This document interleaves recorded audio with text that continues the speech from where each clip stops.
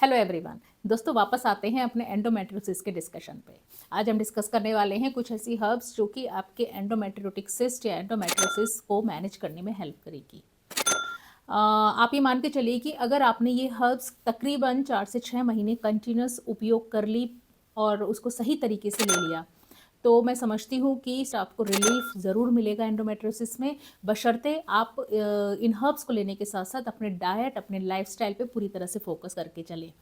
और अगर आप किसी एलोपैथी ट्रीटमेंट पर हैं या किसी अन्य ट्रीटमेंट पर हैं, तो भी आप इन हर्ब्स का उपयोग उसके साथ में कर सकते हैं। बस इतना ध्यान रखिए, अगर आप एलोपैथिक ट्रीटमेंट पर हैं या होम्योपैथी ट्रीटमेंट पर भी हैं, तो तकरीबन 1 से 1.5 घंटे का गैप ज़रूर रखेंगे इन हर्ब्स को लेने में और उन मेडिसिन को लेने में।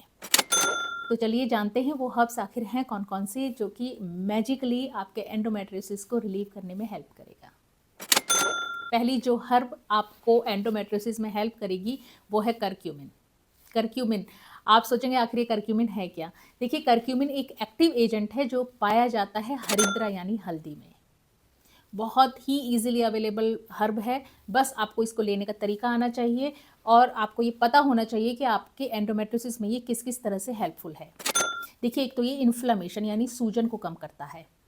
दूसरा, ये दर्द भी रिलीव करता है। जो पेन होता है एवरी मंथ, हर महीने पीरियड के टाइम पे जो सीवियर पेन की कंप्लेंट होती है, जो एंडोमेट्रियोसिस का एक टिपिकल क्लिनिकल फीचर होता है, ये उसमें हेल्पफुल रहता है। इसके साथ साथ एंडोमेट्रियोसिस में जैसा कि एंडोमेट्रियल टिश्यू यूट्रस से अलग दूसरे ऑर्गन्स में जाके चिपक जाता है, ओवरी में, फैलोपियन ट्यूब में, इंटेस्टाइन में, तो ये उस एडिशंस को भी ख़त्म करता है। हरिद्रा स्ट्रेस को ख़त्म करता है और सबसे बड़ी चीज़, ये इम्यूनिटी को भी इंक्रीज करता है, इम्यूनिटी को बढ़ाता है। अब इसको लेना कैसे है? देखिए, हरिद्रा या हल्दी लेने का जो मुझे बेस्ट तरीका लगता है, वो जो आजकल का सीज़न है, जो विंटर सीज़न में जो हल्दी आती है, जो अदरक की तरह होती है, जिसको कच्ची हल्दी बोलते हैं, उस हल्दी को आप जैसे नॉर्मली हम चाय बनाते हैं, चाय में अदरक डालते हैं, तो ऐसे ही 2 कप पानी आप लीजिए, उसमें थोड़ा-सा 1 चम्मच के करीब ग्रेट करके, कद्दूकस करके इस हल्दी को आप डाल दें और जब वो पानी उबल के 1.5 से 1 कप रह जाए, तो उस पानी को छान के सुबह के टाइम गुनगुना पी लें। और ये काम आपको खाली पेट करना है। ये मुझे बेस्ट तरीका इसलिए लगता है क्योंकि इस कच्ची हल्दी में जो करक्यूमिन होता है ना, जो एक्टिव एजेंट होता है, वो बहुत अधिक मात्रा में होता है। इसके अलावा ऐसा नहीं है, करक्यूमिन आपको सूखी हल्दी में भी मिल जाएगा, बस इतना ध्यान रखिएगा, ये जो पैकेट वाली हल्दी होती है, जो हम नॉर्मली किसी पर्टिकुलर ब्रांड की जो हल्दी लेते हैं, जो नॉर्मली हम खाने में यूज़ करते हैं, बाहर से ऐसे ही पैकेट खरीद लेते हैं, वो काम आप नहीं करिए। जो हल्दी अगर आप पिसवा सकते हैं, वो आप पिसवा के अपने पास रख सकते हैं। अदरवाइज़ इससे बढ़िया तरीका और कुछ नहीं है कि आप कच्ची हल्दी का ही काढ़ा बना के पी लें। थोड़ा सा और टेस्ट एनहेंस करना है तो आप उसमें 1 चम्मच हनी भी मिक्स कर सकते हैं उस काढ़े में। इसके अलावा मेरी एक और बात माने तो थोड़ा सा आधे चम्मच के करीब उस काढ़े में अदरक भी आप मिक्स कर सकते हैं। तो ये आप ये समझिए कि आपको अदरक और हल्दी दोनों के गुण उस काढ़े में मिल जाएंगे और दोनों ही एंडोमेट्रियोसिस में अच्छा हेल्पफुल रहेंगे। दूसरी इजीली अवेलेबल हर्ब है त्रिफला। त्रिफला को कौन नहीं जानता? आंवला, हरितकी, विभितकी, इन तीनों हर्ब्स का ये कॉम्बिनेशन होती है। पाउडर फॉर्म में इजीली मार्केट में मिल जाता है और ये काम करता है किस रूप में? देखिए, अगर एंडोमेट्रियोसिस के रहते कॉन्स्टिपेशन सीवियर है, नॉर्मल बेसिस पे अगर आपको कॉन्स्टिपेशन रहता है तो उसमें त्रिफला सबसे अच्छा काम करता है। कॉन्स्टिपेशन को रिलीव करने के साथ साथ ये आपके डाइजेशन को इम्प्रूव करता है, आपके टॉक्सिन्स को शरीर से बाहर निकालता है, इन्फ्लामेशन यानी सूजन को कम करता है और सबसे इंपॉर्टेंट चीज़, ये इम्यूनिटी को बढ़ाता है। त्रिफला आपको लेना कैसे है? पाउडर फॉर्म में लीजिए, सबसे बेस्ट तरीका है। 1 चम्मच की मात्रा, अगर आपको कॉन्स्टिपेशन रहता है तो 1 चम्मच की मात्रा रात में सोते वक्त गुनगुने पानी के साथ ले लें। अगर कॉन्स्टिपेशन नहीं है तो ऐसे केस में आप आधे चम्मच की मात्रा सोते वक्त गुनगुने पानी के साथ ले सकते हैं। टैबलेट फॉर्म में भी मिल जाता है मार्केट में, बट मैं प्रेफर करूंगी कि आप पाउडर फॉर्म में ले लें, बिकॉज टेस्ट में इतना ख़राब नहीं होता है। सोते वक्त आप 1 से आधे चम्मच की मात्रा आप ले सकते हैं। अब मैंने हल्दी का बताया, आप मॉर्निंग में लेंगे, रात में सोते वक्त आप त्रिफला ले लें। तीसरी हर्ब है अश्वगंधा। अश्वगंधा आपको शायद याद होगा, अगर आपने मेरे प्रीवियस वीडियोस देखे हैं तो AMH के डिस्कशन के दौरान मैंने आपको बताया था कि अश्वगंधा अडेप्टोजेनिक होती है। अडेप्टोजेनिक यानी कि जो स्ट्रेस को ख़त्म करती है, स्ट्रेस को कम करती है। और हम सब जानते हैं एंडोमेट्रियोसिस यानी उसका मेन कारण, मूल कारण उसका होता है स्ट्रेस, टेंशन। तो ऐसे में अश्वगंधा आप ये समझिए कि संजीवनी का काम करता है। हार्मोन्स को बैलेंस करता है, आपकी इम्यून सिस्टम को स्ट्रॉन्ग करता है और साथ ही इन्फ्लेमेशन यानी सूजन को भी ये कम कर देता है। अश्वगंधा को लेना कैसे है? देखिए, ये कैप्सूल फॉर्म में भी मिल जाता है मार्केट में, टैबलेट फॉर्म में भी मिल जाता है और पाउडर फॉर्म में भी मिल जाता है, जिस फॉर्म में आपको ईजी लगे लेना। बट जहाँ अश्वगंधा की बात है तो मैं प्रेफर करूँगी कि आप टैबलेट या कैप्सूल फॉर्म में लें, बिकॉज इसका टेस्ट बहुत अच्छा नहीं होता है। और अगर आप त्रिफला पाउडर ले रहे हैं तो ऐसे में आप खुद इरिटेट हो जाएंगे कि अश्वगंधा भी पाउडर फॉर्म में, त्रिफला भी पाउडर फॉर्म में। तो ऐसे में आप कोशिश कीजिए कि आप कैप्सूल या टैबलेट फॉर्म में लें। एक कैप्सूल, अगर 500 mg का कैप्सूल है तो एक कैप्सूल सुबह शाम नाश्ते और रात को डिनर के बाद आप ले सकते हैं।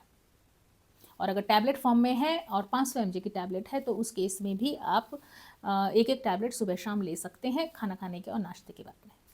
और इसको लेना हमेशा गुनगुने पानी के साथ है। चौथी जो हर्ब है वो है शतावरी। शतावरी हम सब जानते हैं बेस्ट यूट्राइन टॉनिक है, किसी से नहीं छुपा है कि ये आपके हार्मोन को बैलेंस करने में हेल्पफुल रहता है। जो फीमेल्स कंसीव करना चाहती हैं लेकिन एंडोमेट्रोसिस है, उनके लिए आप ये समझिए वरदान है शतावरी।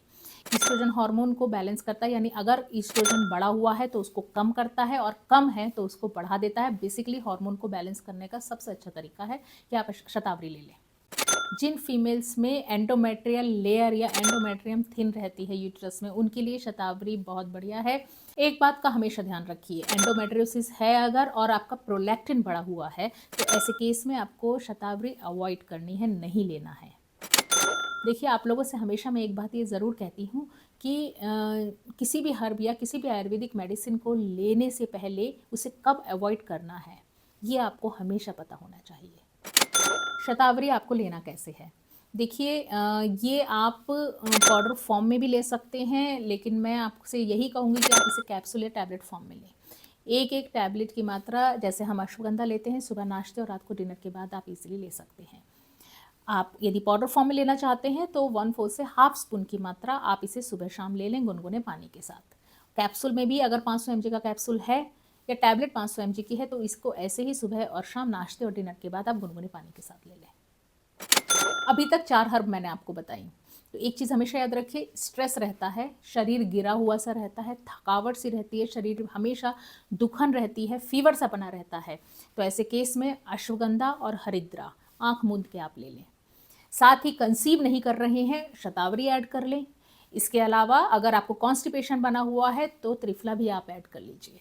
तो ये कंडीशन आपको आप खुद से कैटेगराइज करनी पड़ेंगी अपनी सिचुएशन के हिसाब से। आँख मूंद के कुछ भी लेना समझदारी नहीं होती। अब हम बात करते हैं उन फीमेल्स के लिए जिनको एंडोमेट्रियोसिस में बहुत हैवी फ्लो होता है, इतना कि कंट्रोल नहीं होता, दिन में 4-4, 5-5, 6-6 बार आपको पैड चेंज करना पड़ता है। तो ऐसी सिचुएशन में जो सबसे बढ़िया हर्ब है वो है लोध्रा। लोध्रा जो है, हैवी फ्लो के कारण जो आपका FSH LH रेशियो आपका बिगड़ जाता है, इवन ओव्यूलेशन जिन फीमेल्स में नहीं हो पाता है, हैवी फ्लो रहता है, पेट में दर्द रहता है, बहुत ज़्यादा कंजेशन रहता है, इन्फ्लेमेशन, सूजन बहुत ज़्यादा है, तो ऐसे में लोध्रा मैजिकली काम करता है। आप ये समझ के चलिए कि अगर आपने लोध्रा कंटिन्यूस ले लिया तो आपका फ्लो भी कंट्रोल होगा और साथ में दर्द आपका रिलीफ मिल जाएगा दर्द में, और सबसे बड़ी चीज़ कि आपका ओव्यूलेशन होने लगेगा विद टाइम। लोध्रा बेसिकली आपके पित्त और कफ दोष को बैलेंस करने में हेल्प करता है। जिन फीमेल्स को हैवी फ्लो रहता है और साथ ही अगर क्लॉट है तो ऐसे केस में लोध्रा बेस्ट काम करता है। तो ऐसे में आपको लोध्रा लेना कैसे है? देखिए, लोध्रा आप आधे चम्मच की मात्रा गुनगुने पानी के साथ सुबह शाम ले सकते हैं। अगर आप टैबलेट फॉर्म में ले रहे हैं तो मैं प्रेफर करूंगी, बहुत हैवी फ्लो है तो ऐसे में आप एक टैबलेट दिन में 3 बार आप ले सकते हैं, सुबह, दोपहर, शाम, नाश्ता, लंच और डिनर के बाद। लेने सब गुनगुने पानी के साथ में है। अब जो आखिरी हर्ब मैं आपसे बताने वाली हूँ वो है अशोक का। अशोक भी जो है आपके हैवी फ्लो में हेल्पफुल रहता है। जिस दोष को ये बैलेंस करता है वो है पित्त दोष, यानी अगर आपको जस्ट हैवी फ्लो है, पेन के साथ है, बॉडी में हीट बनी रहती है और साथ ही अगर इंटरमेंस्ट्रुअल स्पॉटिंग या ब्लीडिंग रहती है, यानी आपके पीरियड्स ओवर हो गए हैं उसके बाद में भी धब्बे धब्बे से अगर जा रहे हैं, थोड़ी थोड़ी स्पॉटिंग हो रही है, ब्लीडिंग हो रही है किसी भी टाइम, तो उस इरेगुलरिटी को भी अशोका जो है ठीक कर देता है। अशोका को आखिर लेना कैसे है? देखिए, ये भी पाउडर, टैबलेट या कैप्सूल फॉर्म में मार्केट में मिल सकता है। अशोक का पाउडर अगर आप ले रही हैं तो आप ये समझिए आधे चम्मच की मात्रा सुबह शाम खाना खाने के बाद आप ले सकती हैं गुनगुने पानी के साथ में। कैप्सूल या टैबलेट फॉर्म में यदि आप ले रहे हैं तो एक एक कैप्सूल, एक एक टैबलेट सुबह और शाम नाश्ता और खाने के बाद में आप गुनगुने पानी के साथ ले सकते हैं। तो दोस्तों ये कुछ 5 से 6 हर्ब्स थी जो एंडोमेट्रियोसिस में ज़बरदस्त काम करेंगी। लिस्ट यूँ तो बहुत लंबी है, बस मैंने इसमें से यही हर्ब्स चुनी है। वो एक तो इनकी अवेलेबिलिटी के हिसाब से कि आपको ये ईज़िली मिल जाए मार्केट में। दूसरा आपके किसी भी तरह की कंडीशन है एंडोमेट्रियोसिस से रिलेटेड, उसको रिलीव करने में हेल्पफुल रहेगा। आप इसे लग के तकरीबन 6 महीने अगर आपने यूज़ कर लिया तो मैं मान के चलती हूँ कि बहुत हद तक आपका एंडोमेट्रियोटिक सिस्ट के साइज़ में कंट्रोल हो जाएगा। यदि सिस्ट का साइज़ छोटा है तो हो सकता है वो ख़त्म हो जाए, और अगर सिस्ट का साइज़ बड़ा है तो उसके साइज़ में रिडक्शन हो जाएगा और दूसरी सिस्ट नहीं पनप पाएंगी। और सबसे इम्पॉर्टेंट चीज़ कि आपके स्ट्रेस में हेल्पफुल रहेगा, जो कि एक मूल कारण है आपके एंडोमेट्रियोसिस का। तो आपको सब चीज़ें हैंड इन हैंड लेके चलनी पड़ेंगी। अपनी डाइट, अपना लाइफ़स्टाइल, सब चीज़ें मेंटेन करके चलना पड़ेगा, क्योंकि खाली अगर आप हर्ब्स के ऊपर डिपेंडेंट रहेंगे तो ऐसा नहीं है कि आपको रिज़ल्ट मिल जाए। सब चीज़ें, अपना लाइफ़स्टाइल भी आपको देखना पड़ेगा, अपनी डाइट भी आपको देखनी पड़ेगी, और साथ में इन हर्ब्स का आप रेगुलर बेसिस पे यूज़ कीजिए। बस आपको सही तरीके से इसको लेना है और देखिए कि ये कैसा जादू दिखाती है। तो दोस्तों अगर आपको वीडियो पसंद आया है तो लाइक कर लीजिए, अपनों के साथ शेयर कर लीजिए, और अगर चैनल पे नए हैं तो उसे सब्सक्राइब कर लीजिए। ऐसी ही ज़रूरी इंपॉर्टेंट इन्फॉर्मेशंस के साथ में मिलते हैं हम अगले वीडियोज़ में। तब तक के लिए stay healthy, stay happy, take care, bye bye.